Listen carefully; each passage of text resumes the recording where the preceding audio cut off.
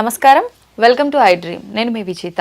ప్రస్తుతం మనతో పాటు ఉన్నారు ప్రముఖ ఆధ్యాత్మికవేత్త డాక్టర్ అనంతలక్ష్మి అమ్మగారు. ఇప్పుడు అమ్మతో మాట్లాడి మన సందేహాలన్నింటినీ నివృత్తి చేసుకుందాం, మరిన్ని మంచి మంచి విషయాలు అడిగి తెలుసుకుందాం. అమ్మ నమస్కారం. అమ్మ నమస్తే అమ్మ. అమ్మ, తొలి ఏకాదశి రోజు అందరూ ఉపవాసాలు ఉంటూ ఉంటారు. తొలి ఏకాదశి తర్వాత నుంచి మనకు పండగలన్నీ ప్రారంభం అవుతుంటాయి. ఏంటమ్మా అసలు తొలి ఏకాదశి రోజు మనం పూజా విధానం ఏ రకంగా ఉండాలి? ఆ రోజు ప్రత్యేకించి మనం ఏ దైవాన్ని ఆరాధించాల్సి ఉంటుంది? విధి విధానాలు, నియమాలు, నైవేద్యాలు ఇలాంటివన్నీ ఏముంటాయమ్మా అసలు? ప్రతిదానికి ఇదే విధి విధానాలు, నైవేద్యాలు, ఏ దేవుడు అంతే. ఏదన్నా మనకు ఫార్మాట్ లాగా ఒక ఫ్రేమ్ వర్క్ వేసుకుని అందులో table fill in the blanks లాగా అంతే, టాబులర్ ఫామ్. ఏం లేదమ్మా. తొలి ఏకాదశి, ఆషాఢ శుద్ధ ఏకాదశిని తొలి ఏకాదశి అంటారు. తొలి ఏకాదశి అంటే ఇది ఇక నుంచి పండగలు మొదలు అని అర్థంలో చెప్పారని అనుకుంటాం. అవునమ్మా, పర్వాలేదు అనుకోవచ్చు, కానీ వాస్తవం అయితే చాతుర్మాస దీక్షకి మొదటి ఏకాదశిది. చెప్పాను కదా, 4 నెలల పాటు చాతుర్మాస దీక్ష తీసుకుంటారు. ఎందుకు ఈ 4 నెలలు అంటే, ఈ 4 నెలలు శ్రీ మహావిష్ణువు యోగ నిద్రా ముద్రితుడై ఉంటాడు. ఇప్పుడు మనకి రోజుకి ఎన్ని గంటలు ఉంటాయమ్మా? 24. సంవత్సరానికి నెలలు ఎన్ని? 12. పక్షాలు ఎన్ని? నెలకి 2 పక్షాలు కనుక 24 కదా. మనం ఎన్ని గంటలు పడుకుంటాం రోజుకి?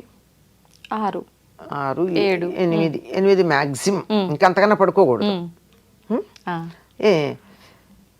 ఈ మనకి ఒక సంవత్సరం జరిగితే దేవతలకి 1 రోజు అవుతుంది.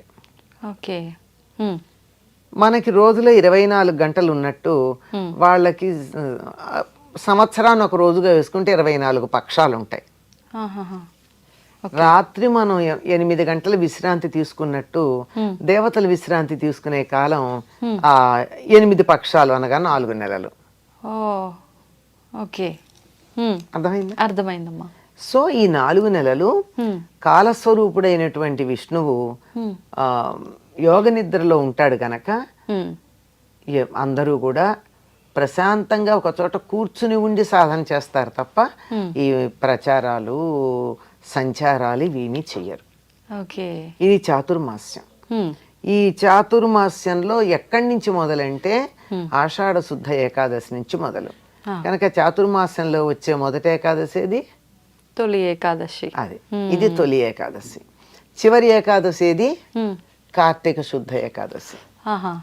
దాన్ని ఉత్థాన ఏకాదశి అంటారు, దీన్ని శయన ఏకాదశి అంటారు. అంటే శ్రీ మహావిష్ణువు శయన నిద్రకి వెళ్ళినటువంటి ఏకాదశి అని చెప్పి శయన ఏకాదశి అంటారు. అంటే ఆ రోజు ప్రత్యేకంగా పూజలు అవన్నీ ఏం చేయొద్దామా? చెయ్యొచ్చు. ఏం చేయొచ్చు? ఎందుకంటే ఈ రోజు నుంచి విష్ణువు నిద్రకు ఉపక్రమిస్తున్నాడు గనక ఆనాడు విష్ణువుని పూజిస్తారు. మీరు గమనించండి, మనకు ఉన్నటువంటి ఊళ్ళో ఉన్నటువంటి అన్ని విష్ణువాలయాలు, ప్రత్యేకంగా పాండురంగడాలయాలు తొలి ఏకాదశికి ఇసకేస్తే రాలనంత కిటకిట్లాడుతూ ఉంటాయి. పైగా ఇది పండరీపురంలో ఉన్నటువంటి పాండురంగడికి ప్రత్యేకమైనటువంటిది తొలి ఏకాదశి, ఆషాఢ శుద్ధ ఏకాదశి. పండరీపురంలో పాండురంగడు రుక్మిణి అని చెప్తారు కదా, పాండురంగ విఠలుడు. దానికి చాలా ప్రధానంగా ఉండేటటువంటిది అక్కడ తొలి ఏకాదశి నాడే. కనుక తొలి ఏకాదశి అంటే మొదటి ఏకాదశి అని అర్థం చాతుర్మాస్యంలో. ఈనాడు ఏం చేస్తారంటే విష్ణువుని ఆరాధిస్తారు, ఉపవాసం ఉంటారు. అసలు మామూలుగా అన్ని ఏకాదశులకి ఉపవాసం ఉండడం అనేది ఆరోగ్యానికి కారణం.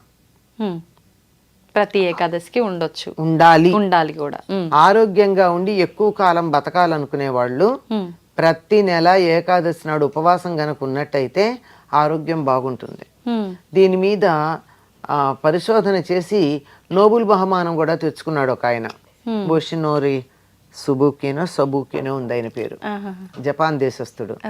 ఆటోఫాగి అని మనం ఉపవాసం చేసినప్పుడు మన శరీరంలో ఉన్న మలినాలన్నిటినీ, అక్కర్లేని కణాలన్నింటినీ మన శరీరంలో ఉద్భవించేటటువంటి రసాలే స్వీకరిస్తాయిట, తినేస్తాయిట. అందువల్ల క్యాన్సర్ కణాలు ఏవైతే ఉన్నాయో వాటిని ఉపవాసం ఉన్నప్పుడు మన శరీరమే తినేసి పనికిరాని కణాలు లేకుండా చేస్తుందంటారు. ఓకే. కనుక పైగా దానికి తర్వాత ఇంకొక పరిశోధన కూడా చేసి ఏకాదశి నాడు ఎందుకు ఉండాలి అన్నదానికి ఈ ఆటోఫాగి జరగడానికి కావలసిన ఉపవాసం చేయడం 15 రోజులకు ఒకసారి చేయాలని వాళ్ళు చెప్తే అంతవరకే ప్రస్తుతానికైన పరిశోధన. ఏకాదశి నాడు చేస్తే ఎంత బాగుంటుందో జ్యోతిషశాస్త్రపరంగా మన వాళ్ళు చెప్తారు. కనుక ఆనాడు ఉపవాసం చేయడం అనేది చాలా ప్రధానమైనటువంటిది. అంటే సమీపంలో, వాసం అంటే ఉండడం. ఉపవాసం అంటే లోపల ఆహారం తీసుకోకుండా లంఘనం చేయడంతో పాటుగా మన ఇష్టదైవానికి సమీపంగా ఉంటే ఆ ఏకాదశి ఉపవాసం చేసినట్టు అవుతుంది. ఓకే అమ్మా, ఉపవాసం అంటే కొంతమంది అసలు మొత్తానికే తినకుండా ఉండి ఆ రోజంతా నెక్స్ట్ డే తింటారు, కొంతమంది ఒక పూట మాత్రమే భోజనం చేస్తారు. అసలు నిజంగా ఏ రకంగా చేయాలమ్మా? అవకాశాన్ని బట్టి అమ్మా, శరీర ధర్మాన్ని బట్టి. ఇది ఆహారం ఎంత తిన్నావు అన్నది సెకండరీ. ఇప్పుడే నేను మీ ప్రశ్న అడగడానికి ముందు చెప్పిన వాక్యం ఏమిటి? ఎంత భక్తి శ్రద్ధ ఉన్నాయి అని. అవునమ్మా. అనారోగ్యంగా ఉండి ఏది తిని మందేసుకోవాలి లేకపోతే పిక్కల మీదకి వస్తుంది అన్నప్పుడు తప్పదు, పూజ మానరుగా. మానరు.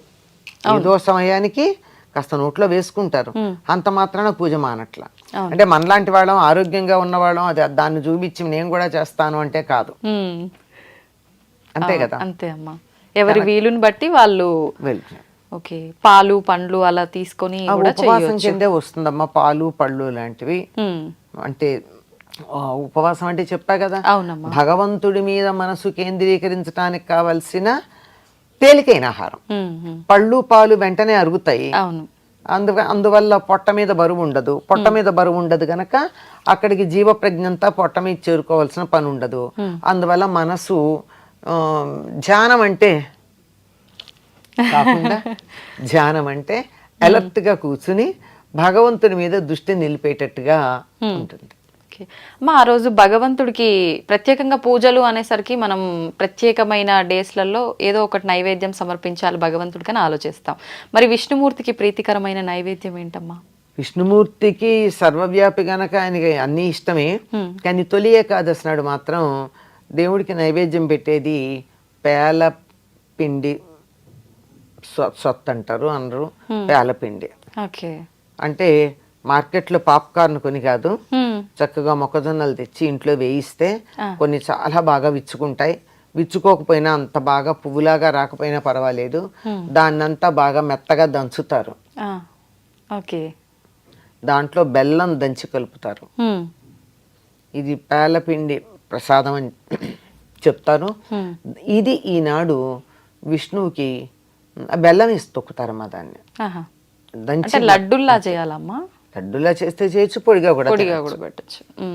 అది ప్రసాద్ దేవుడికి నైవేద్యం పెట్టినా తర్వాత మనం తిన్నా బానే ఉంటుంది. అలాగే అమ్మా, సంతోషం.